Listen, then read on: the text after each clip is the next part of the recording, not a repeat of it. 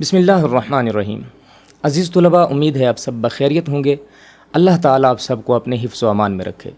عزیز طلباء، آپ نے قرآن پاک میں دیکھا ہوگا کہ بہت ساری جگہوں پہ صاد ہوتا ہے، کلمے کے اندر، لفظ کے اندر صاد ہوتا ہے اور اس کے اوپر چھوٹا سا سین لکھا ہوتا ہے۔ یہ کیوں آتا ہے؟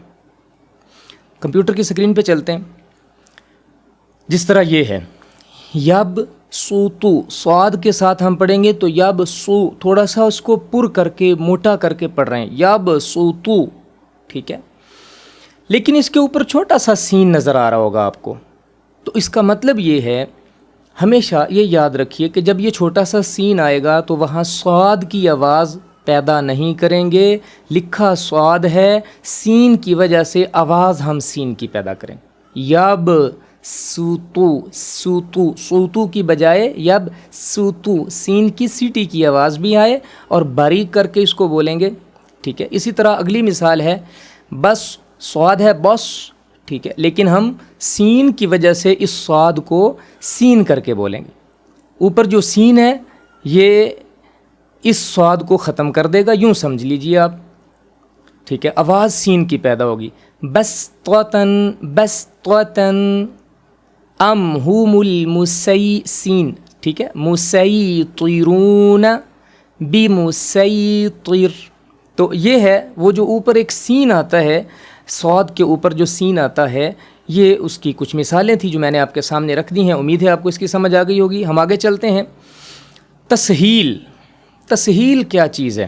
یہ چیزیں جب آپ قرآن پڑھ رہے ہوں گے تب آپ کو زیادہ آسانی سے سمجھ میں آئیں گی، لیکن چونکہ ابھی ہم قاعدہ پڑھ رہے ہیں تو قاعدہ بنیاد ہے قرآن پاک کی، تو میں یہ سمجھتا ہوں کہ چیدہ چیدہ کچھ چیزیں آپ کو پہلے بتا دی جائیں تاکہ بعد میں جب ہم قرآن پاک میں جائیں، یہ مثالیں آئیں تو وہاں یہ چیزیں جو ہیں ریکال ہو جائیں، ہم ان کو دوبارہ بہت آسانی کے ساتھ سمجھ سکیں۔ تسہیل ایک چیز ہے۔ تسہیل کا مطلب یہ ہوتا ہے کہ آپ نے دو حمزہ آ رہے ہیں، ایک حمزہ کی آواز پیدا ہوگی، دوسرے حمزہ کی آواز آپ نے پیدا نہیں ہونے دینی، ٹھیک ہے۔ یعنی سادہ سا اصول آپ یہ سمجھ لیجئے۔ مثال کے طور پہ پہلا لفظ، یہ جو پہلا ڈبہ ہے، اس کے اندر تسہیل کی مثال دی گئی ہے، ٹھیک ہے، تسہیل۔ تو یہاں دو حمزہ ہیں، آ پڑھنے میں کیا لگ رہا ہے؟ اعجمی وعربی، آ، ٹھیک ہے، لیکن تسہیل یہاں پہ ہم نے کرنا ہے۔ تو تسہیل کس طرح سے کریں گے؟ آ کی بجائے اعجمی، ایک حمزہ کی آواز میں نے پیدا ہونے دی ہے، دوسرے حمزہ کی آواز کو میں دبا گیا ہوں، یہ ہے تسہیل۔ اعجمی وعربی، اعجمی وعربی، ٹھیک ہے۔ اور دوسرا ہے امالہ۔ یہ قرآن پاک میں آپ کو ایک آدھی مثال ملے گی اس کی، ٹھیک ہے۔ جیسے مجریہا لکھا ہوا ہے، مجریہا، عموماً پڑھنے میں یہ مجریہا ہے، لیکن جب ہم اس پہ امالہ کریں گے تو ہم اس کو پڑھیں گے مج ریہا، مج ریہا، ٹھیک ہے۔ را کھڑی زیر رے، پہلے ہم کیا کر رہے تھے؟ مج، را کھڑی زیر ری پڑھ رہے تھے، را کھڑی زیر ری، را کھڑا زبر را، اس طرح سے پڑھ رہے تھے، لیکن یہ ایک ہی مثال قرآن پاک میں آپ کو ملے گی، زیادہ سے زیادہ میرا خیال ایک ہی ہے۔ تو یہاں پہ ہم اس کو مجری کی بجائے مجریہا ایسے کر کے بولیں گے، یہ ہے امالہ۔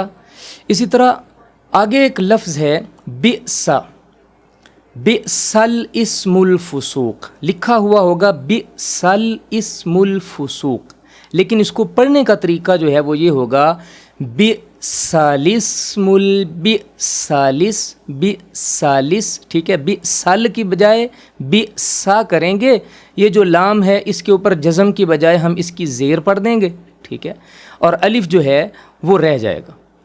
بئسالسم البئسل، اس کی بجائے بئسالسم الفسوق، ٹھیک ہے۔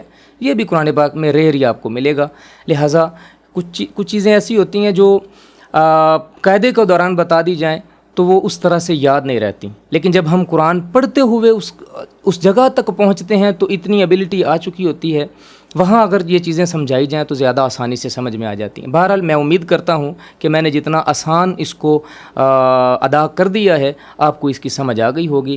دل لگا کے پڑھیے، خوب محنت کیجئے، اس ویڈیو کو بار بار دیکھیں جب تک آپ کو ان چیزوں کی سمجھ نہ آ جائے، اس کو دیکھتے رہیے۔ اگر کسی چیز کی سمجھ نہیں آتی تو آپ مجھ سے رابطہ کر سکتے ہیں، کمنٹ باکس میں آپ مجھ سے پوچھ سکتے ہیں، ہم اس کو مزید آسان کریں گے انشاءاللہ۔